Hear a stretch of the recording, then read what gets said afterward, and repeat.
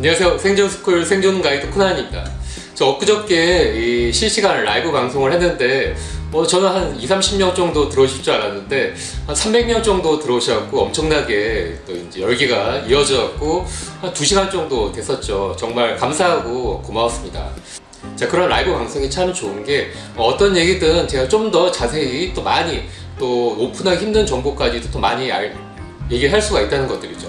이렇게 찍어서 편집한 영상 같은 경우는 아무래도 시간이나 편집 때문에 할 수 있는 얘기가 한정이 되어 있는데, 유튜브 라이브 방송 같은 경우는 제가 어떤 얘기도 좀 더 자세하고 심도 있게 할 수 있다는 거예요. 그래서 제가 매주 월요일날 밤 10시에 유튜브 라이브를 진행을 할 거니까 구독자분들도 그때 시간이 되시면 꼭 들어오셔갖고 한번 구경도 해보시고, 또 채팅창으로 이것저것 많이 물어보시면 제가 아는 한도 내로 최대한 많이 알려드리도록 하겠습니다.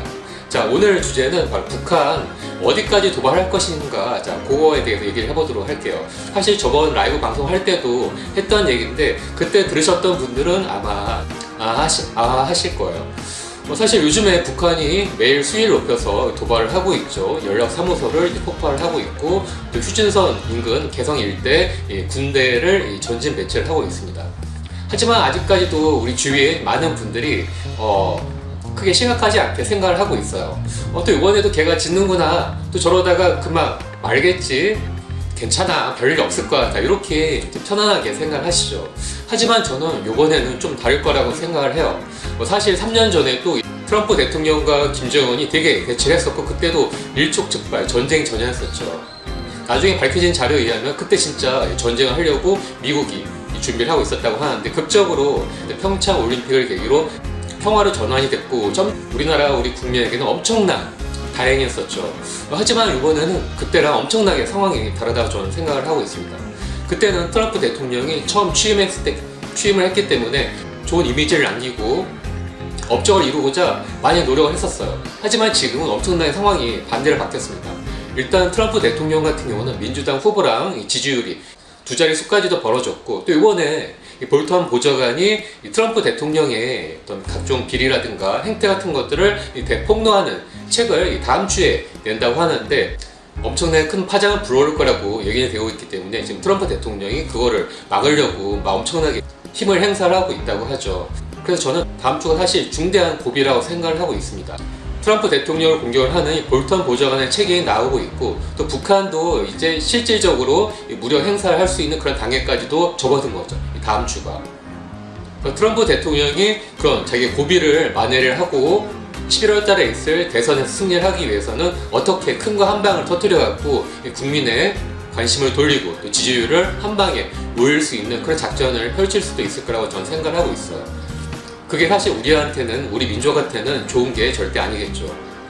이 트럼프 대통령 같은 경우는 전에도 만약 한반도에 전쟁이 나고 수백만 명의 사상자가 난다 해도 그건 바다 건너 먼 나라의 얘기일 뿐이고 우리랑은 상관이 없다, 이렇게 과거에 몇 번이나 얘기했었죠. 참혹한 전쟁 상황이 터진다 해도 크게 그 사람은 눈을 깜짝할 분이 아닌 거죠. 그렇기 때문에 다음 주가 진짜 우리 한민족 또 한반도에도 중대한 고비가 될 수 있을 거라 저는 생각을 하고 있습니다. 자, 그럼 문제는 이 도발을 북한이 한다 하더라도 어느 정도 수위까지 하느냐, 그게 문제죠. 예전처럼 짧게 수위를 끝내고 말면은 좀 투닥투닥 하다가 다시 이제 끝낼 수가 있고 조용해질 수가 있는데, 문제는 제가 앞서 얘기한 대로 이 트럼프랑 이 한반도의 요즘 상황이 전과 틀리기 때문에 그걸 빌미로 해갖고 더 크게 번져서 터질 수가 있는 것들이죠. 물론 저는 암만 최악의 상황이라 하더라도 전에 6.25처럼 전면전이 터져갖고 부산까지 대군이 왔다 갔다 하면서 초토화시키는 그런 엄청난 상황은 없을 거라고 생각을 해요. 지금 북한은 그 정도까지 능력 안 되고 있죠. 사실 우리 같은 경우는 이 두 가지 경우를 조심해야 합니다. 첫 번째가 바로 긴장이 점점 높아지면서 서로 대치를 하다가 우발적으로 충돌을 하고 교전을 하는 경우예요. 예전처럼 목함지뢰 사건이라든가 연평도 폭격 같은 그런 사건이 나타날 수도 있는 것들이죠.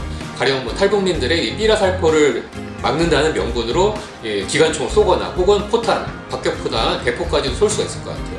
사실 경기 북부 휴전선을 넘어서 경기 북부나 일산, 고향 쪽에 그런 포탄 같은 것들이 한두 발만 떨어진다 하더라도 그쪽에 사시는 분들은 엄청난 패닉에 빠지게 되고, 우리나라 경제나 주식 시장 같은 경우도 폭락을 하게 될 거라고 저는 생각하고 있어요.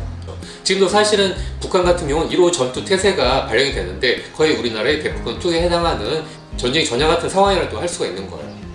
하지만 사실은 이 정도만 해도 우리가 어느 정도 컨트롤할 수가 있고 좀 처음에는 혼란이 있다 하더라도 더 크게 번지진 않을 것 같아요. 진짜 심각한 건 두 번째, 바로 미국이 개입을 하는 것들이죠. 만약 북한이 핵실험이나 ICBM을 태평양 쪽으로 발사를 해갖고 미국을 공격할 수 있는 의도나 또 능력을 다시 한번 과시하고 그런 ICBM 체계가 완성됐다는 것들을 증명을 한다고 하면은 미국에 있는 여론들이 하나로 뭉칠 거예요. 지금의 어떤 트럼프 대통령을 탄핵하자 또 비난하는 그런 여론들은 싹 사라지고 북한을 응징을 하자, 저런 위험한 것들은 빨리 손을 보자, 이렇게 여론이 형성이 될 거예요. 그럴 때 이 트럼프 대통령이 그걸 등에 업고서 미국을 북폭할 수 있는 그 준비나 단계까지도 진행할 수가 있는 것들이죠. 전에 했던 것처럼 오키나와나 괌에 있는 그 군사 기지들을 준비를 시키고 또 전략 폭격기나 전략 무기들을 한반도에 계속 무력 시위를 하면서 점점 긴장이 높아지는 거죠. 사실 그렇게 하다가 한밤중에 정말 북한에 있는 핵시설이나 또 ICBM 관련 시설들, 자, 이런 것들을 폭격도 할 수가 있는 것들이죠. 물론 여기서 북한이 그걸 참고서 욕만 좀 한다 하면은 별 문제는 안 될 수도 있죠. 하지만 저는 북한이 폭격을 받고서 단순히 비난만 하고 끝나지는 않을 것 같아요. 왜냐면 가장 자기들의 큰 무기 시스템이 무너지고 또 날아가는 거기 때문에 북한에 있는 모든 인민들이 그걸 보고 있기 때문에 그걸 가만 놔둬서는 정권 자체도 붕괴가 될 수 있는 것들이죠. 때문에 북한이 반격을 하고 한반도, 서울이나 미군 기지까지도 공격을 할 수가 있겠습니다. 자, 여기 정도가 되면은 거의 국지전 상황이 되기 때문에 정말 우리가 컨트롤하기 힘들고 대혼란 상황이 될 수가 있는 거죠. 자, 그런 상황이 되면 다 그 전까지 설마 하다가 진짜 큰 상황이 터진다는 걸 보고서 다 패닉에 빠지게 되고 그때부터는 전국이 다 난리가 나는 거죠. 자, 그럼 다음 시간에는 만약 그런 전쟁 전야 상황이 됐을 때 어떤 징조가 있고 또 우리는 어떤 것들을 보고서 대비를 해야 되는지 그거에 대해서 얘기를 해보도록 하겠습니다. 다음 방송도 기대해 주세요. 오늘 영상 재밌게 보셨나요? 재밌고 또 좋은 정보다 생각하시면 꼭 좋아요와 구독 버튼 눌러주세요.